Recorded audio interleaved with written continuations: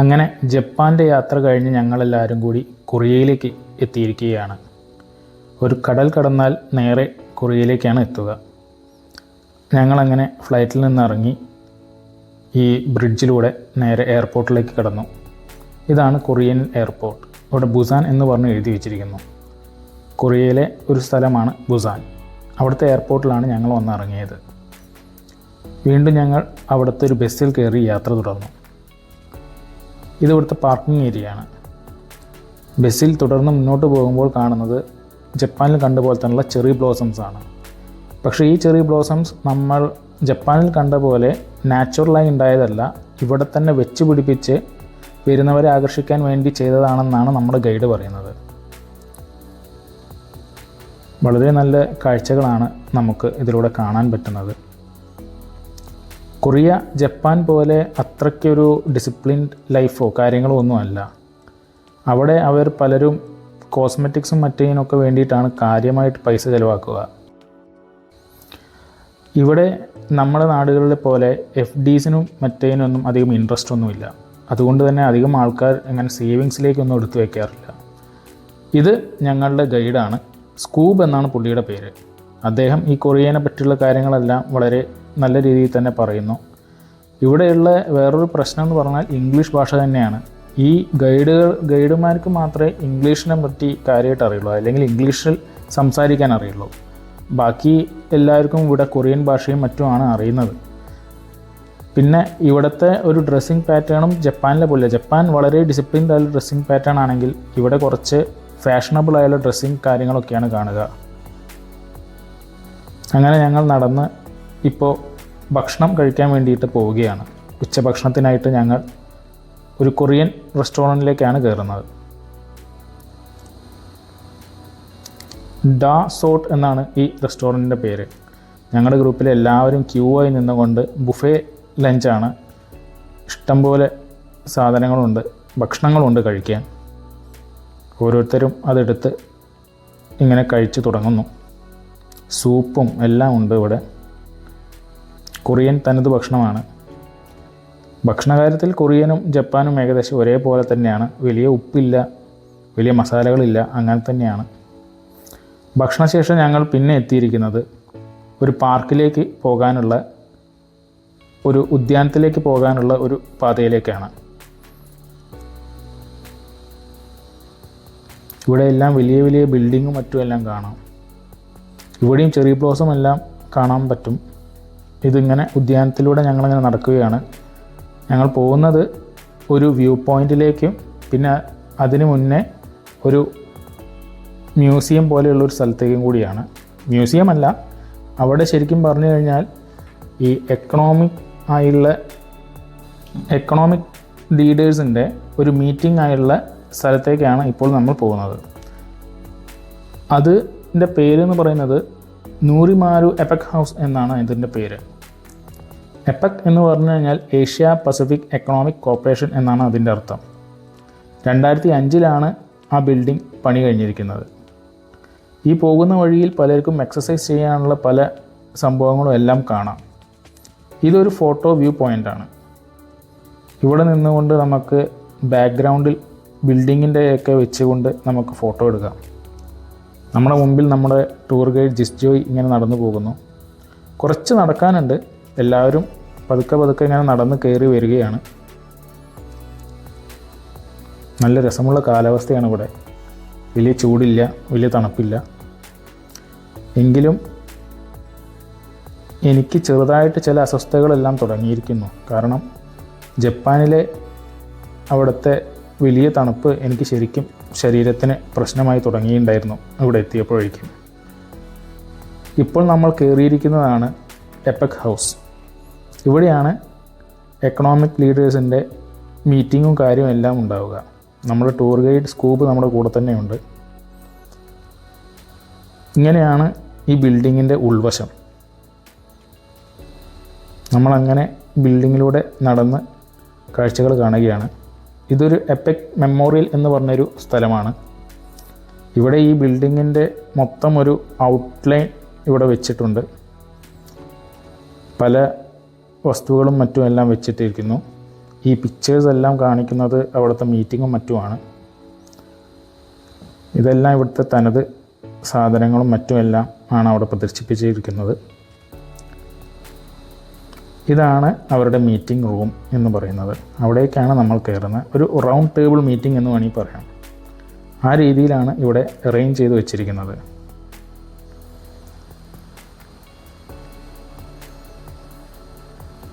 ഇതിലൂടെ എല്ലാം ഞങ്ങൾ നടന്ന് ഞാനും ചിത്രീകരിച്ച് ഇങ്ങനെ മുന്നോട്ട് നീങ്ങുന്നു. ആ മീറ്റിംഗ് ഹാളിൽ നിന്നും പുറത്തേക്ക് ഇറങ്ങി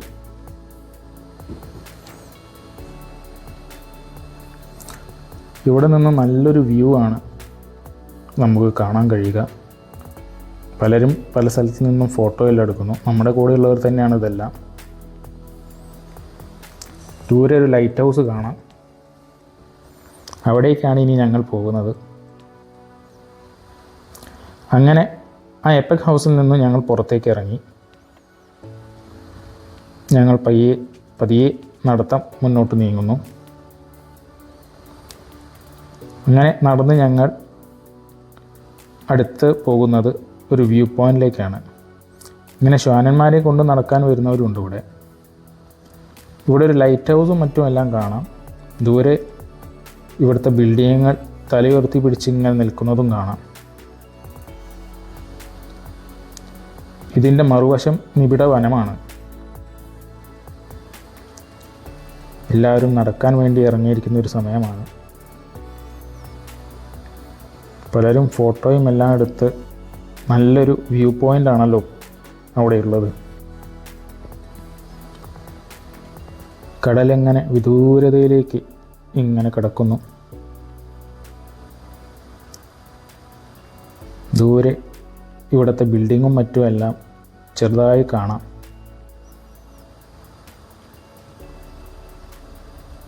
ഇവിടെ ഒരു നീണ്ട പാലമുണ്ട്. ഇവിടെ കുട്ടികളെല്ലാം നിന്നുകൊണ്ട് ഫോട്ടോ എല്ലാം എടുക്കുന്നു. എല്ലാവർക്കും ഒരു ആഘോഷിക്കാനും കുറച്ച് നേരം സമയം കളയാനും ഉള്ളൊരു സ്ഥലം. ഇവിടെ നിൽക്കുമ്പോൾ നല്ല തണുത്ത കാറ്റ് അടിക്കുന്നുണ്ട്. അങ്ങനെ ഞങ്ങൾ അവിടെ നിന്ന് ഫോട്ടോയും അവിടുത്തെ കാഴ്ചകളുമെല്ലാം കണ്ടു കഴിഞ്ഞ ശേഷം തിരിച്ച് ഞങ്ങൾ നടക്കുകയാണ് ബസ്സിലേക്ക്.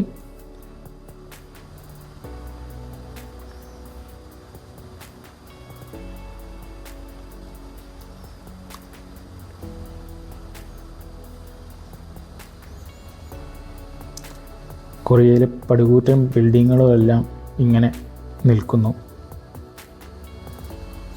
തിരിച്ചു പോകുമ്പോൾ എക്സസൈസിൻ്റെ സാധനങ്ങളിലെല്ലാം ഞങ്ങൾ കൂടെ വന്ന ചിലരൊക്കെ ഒന്ന് ശ്രമിച്ചു നോക്കുന്നുണ്ട്. വന്ന വഴിയിലൂടെ തന്നെയാണ് തിരിച്ചു പോകുന്നത്. അങ്ങനെ ഞങ്ങൾ റോഡ് മുറിച്ച് കടന്ന് ബസ്സിൻ്റെ അടുത്തേക്കാണ് ഇപ്പോൾ നടക്കുന്നത്. ഇവിടെ ഇങ്ങനെ ചെറിയ യാട്ടും മറ്റതൊക്കെ കാണാം. ആൾക്കാർക്ക് വിനോദസഞ്ചാരത്തിനൊക്കെ വേണ്ടിയുള്ളതും ഫിഷിങ്ങിനൊക്കെ വേണ്ടിയുള്ളതുമാണ്.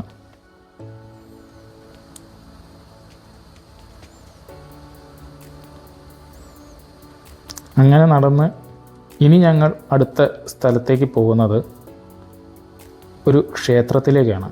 ഒരു ബുദ്ധക്ഷേത്രം. അതിൻ്റെ അടുത്തേക്കാണ് ഞങ്ങൾ പോകുന്ന പാതയിൽ രണ്ട് സ്ഥലത്തും നിറയെ സുവനീർ ഷോപ്പുകളും മറ്റുമാണ് നമുക്ക് കാണാൻ കഴിയുന്നത്.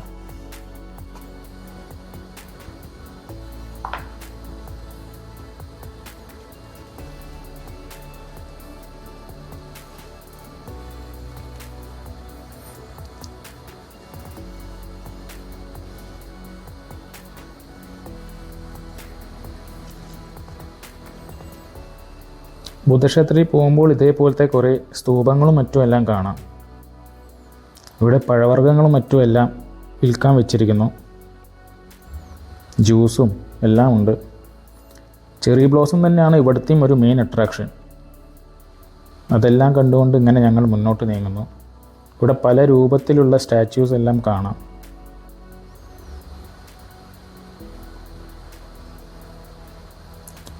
എത്രയോ ജനങ്ങൾ വരുന്ന ഈ സ്ഥലവും വളരെ വൃത്തിപൂർവമായിട്ടാണ് ഇവിടെ കൊണ്ടു നടക്കുന്നത്.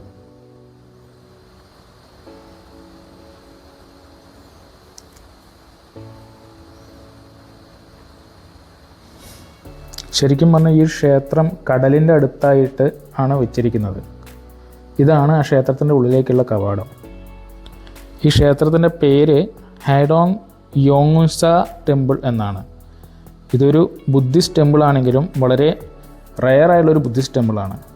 കാരണം ഇതെന്ന് പറയുന്നത് ഒരു മൗണ്ടെയിൻ അല്ലെങ്കിൽ അതിന് തൊട്ടടുത്ത് കടൽ, ഇതിൻ്റെ രണ്ടിന് നടുവിലായിട്ടാണ് ശരിക്കും ഈ ബുദ്ധ ടെമ്പിൾ കിടക്കുന്നത്.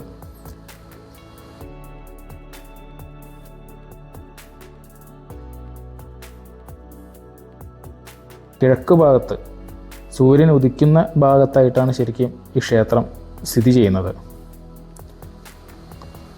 പലരും ക്ഷേത്ര ദർശനം കഴിഞ്ഞ് തിരിച്ചു വരുന്നു.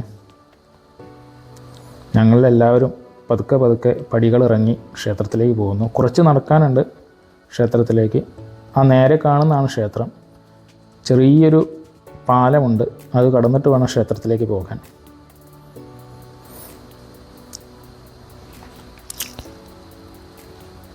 അറുന്നൂറ് കൊല്ലമായിട്ടുള്ള ഒരു ക്ഷേത്രമാണ് ശരിക്കും ഇത്.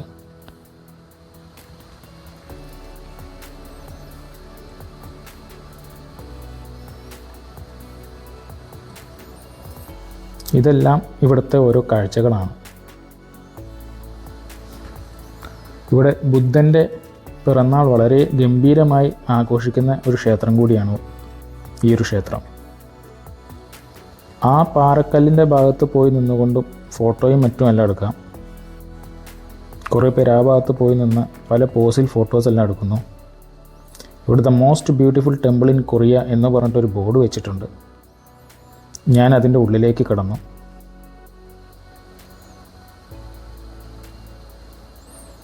ഇവിടെയും ഇങ്ങനത്തെ ഓരോ രൂപങ്ങളുണ്ട്.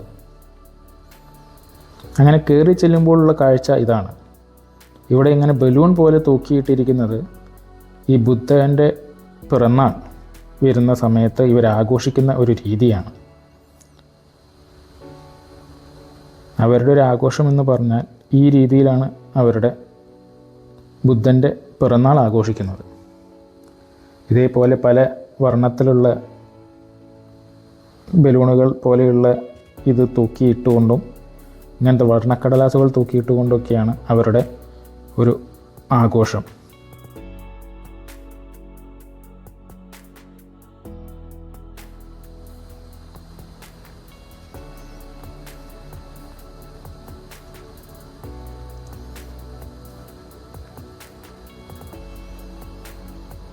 ഇവിടെ ഇങ്ങനെ ഒരു ചെറിയ ബുദ്ധൻ്റെ വിഗ്രഹം കാണാം.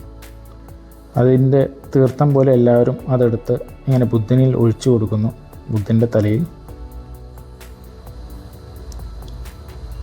പലരുടെയും വിശ്വാസവും പ്രാർത്ഥനയും ഒക്കെയാണിത്.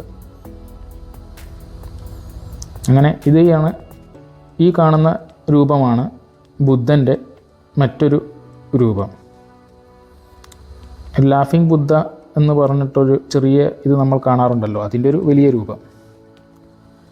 ഇവിടെ മിക്കതും കൊറിയൻ ഭാഷയിലാണ് എഴുതി വെച്ചിട്ടുള്ളത്. ചിലത് മാത്രമേ ഉള്ളൂ നമ്മുടെ ഇംഗ്ലീഷ് ഭാഷയിൽ എഴുതി വെച്ചിരിക്കുന്നത്.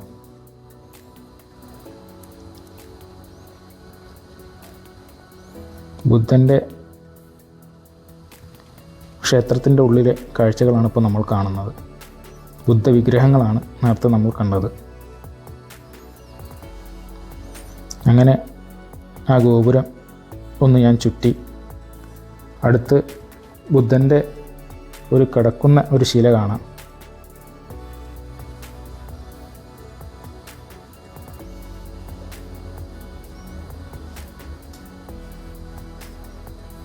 അത് കഴിഞ്ഞ് ഞങ്ങൾ വീണ്ടും മുകളിലേക്ക് നടന്നു.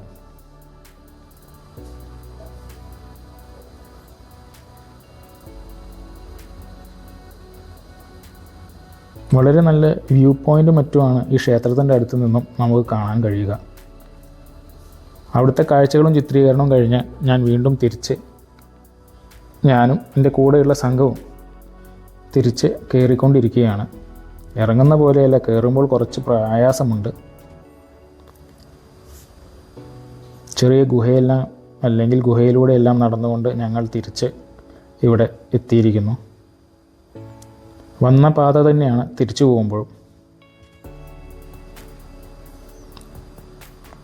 ചെറി ബ്ലോസംസ് വളരെ ഭംഗിയോടുകൂടി തന്നെ ഇവിടെ ആളുകളെ ആകർഷിക്കാനായി വരവേറ്റ് നിൽക്കുന്നു.